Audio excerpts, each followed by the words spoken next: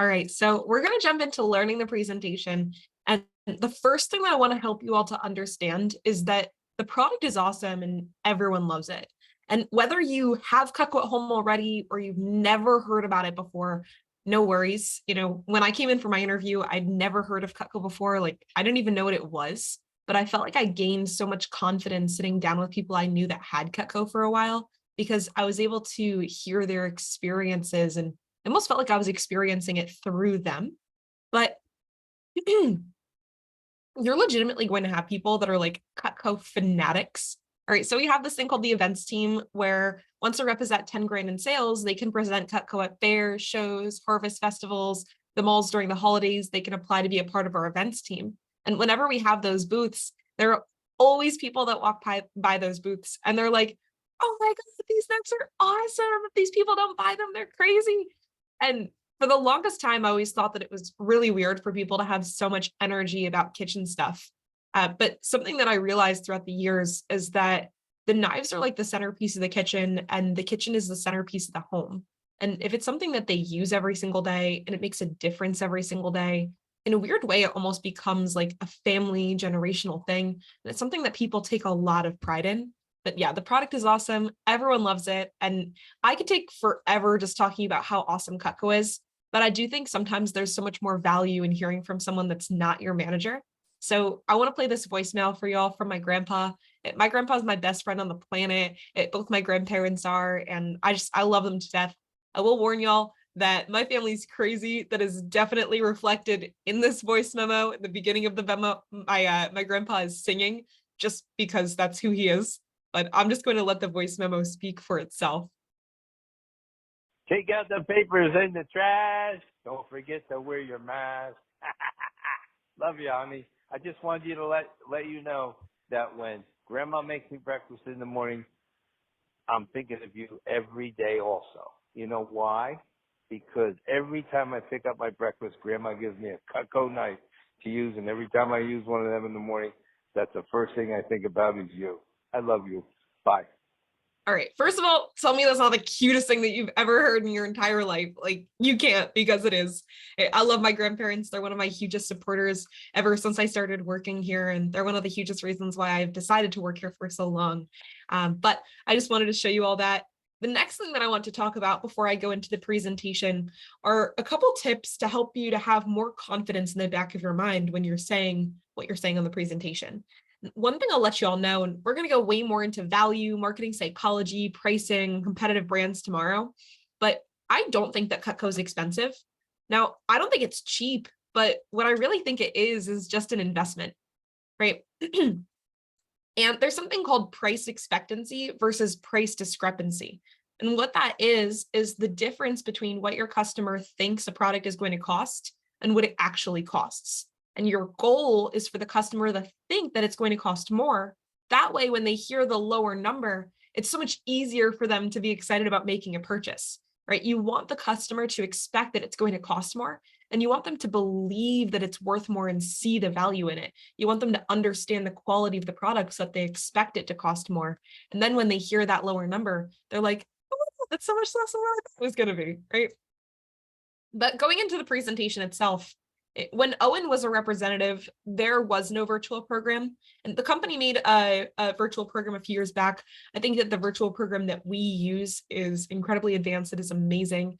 Everything is built out for you. So what I love about our presentation, what I love about our program is that you all will make your accounts later during the training. You don't have to worry about making an account now. Just so you know, there are paid versions of the accounts. Don't use the paid version, just use the free version. That's all you need. That's all you'll ever need. All right. And once you make up your account later during the training, don't even worry about it now. I just want you all to watch this video, take great notes and see how things are done. And later we'll help you to set it up yourself. But you'll notice that we have our presentation pre-made for you all. We've used the same presentation for the last over 60 years. And I'm sure that you all could guess that the reason why is because it works, right? Don't fix it if it's not broken. The only difference is that 60 years ago, we used to use a binder and now we use a slideshow. All right. But as you guys can see, all of the slides are built right into the presentation, right? Tomorrow or later during training, you're going to make a copy of the presentation. So all of the notes and all the slides will be in there, but you'll be able to edit it to reflect you and your goals and your personality. All right. Now, the way that you start presenting is crazy, mind-blowing by clicking the present button. Insane. I'm sure no one could have ever guessed that. But what I'm going to real quick mention is that the virtual presentation and the in-person presentation is almost exactly the same. We use the same slideshow. All right. And the way that you open it is a little different. There's like 3 lines that are different in the presentation. Everything else is the same. And I am going to highlight those couple of differences because I'm sure that there are some people training in person that might want to do a virtual presentation with their aunt in California. And I'm sure that there are some people that might be training virtually that want to do an in-person presentation with their parents or neighbors, right? So I'm going to show both of the differences. Basically, everything is 95% the same. Now, let's start with if you're doing the presentation virtually. So in your notebook, what I want you to write down is virtual, right? And then I want you to write down 2 things underneath that.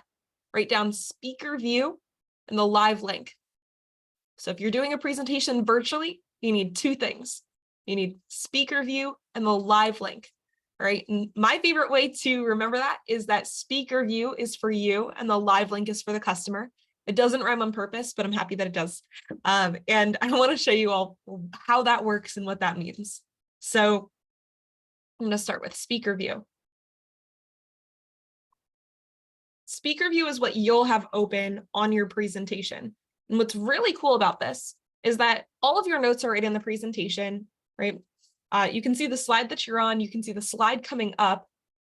And just for the purpose of, we're going to play pretend, and we're going to pretend like the left side of my screen is what you see on the presentation, and the right side of my screen is what the customer sees on the presentation. I'm using incognito mode just that I'm not logged in. All right, so left side of my screen, y'all can see what speaker view looks like. Right side of my screen, y'all can see what the live link looks like. And you'll notice that your live link, what your customer will be looking at, they can only see the slide in full screen. They can't see any of your notes. They can't change the slide. They can't see the slides coming up. When you change the slide, it automatically changes it for them in a live view. So what that means is that you have complete control over the presentation. All of your notes are right in front of you, so all you need to do is read. It is completely built out for you, and you'll be able to edit the first few slides to reflect you and your goals and your personality. All right. Something else that's cool is because of the way that this is set up, when you're doing your presentations, you don't need to share your screen with your customer. The reason why we use video chat is not for the screen sharing feature. It's just for the face-to-face interaction that we have with the customer, right? Which helps you to have more fun and get way more referrals. But real quick, before I go into what we say on the presentation, I want to show you all the difference if, let's say, you're doing an in-person presentation. So now in your notes, I want you to write in person. All right, and then write down 2 things: green start presenting button and paper manual. All right, so if you're doing your presentation in person, instead of going through speaker view and all of that, you're going to bring your laptop or your iPad with you on the presentation. You're going to click the start presenting button. You're going to make it full screen, and then you're going to use a handy dandy old-fashioned paper training manual, just like the one that I used when I got started working here 5 years ago. All right.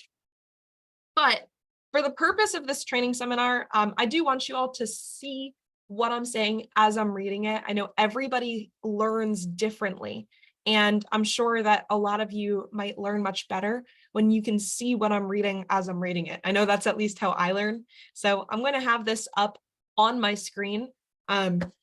If you are training in person, or if you want to do in-person presentations, please come by the office anytime. We can give you a paper manual, or we can send you the PDF to print it. But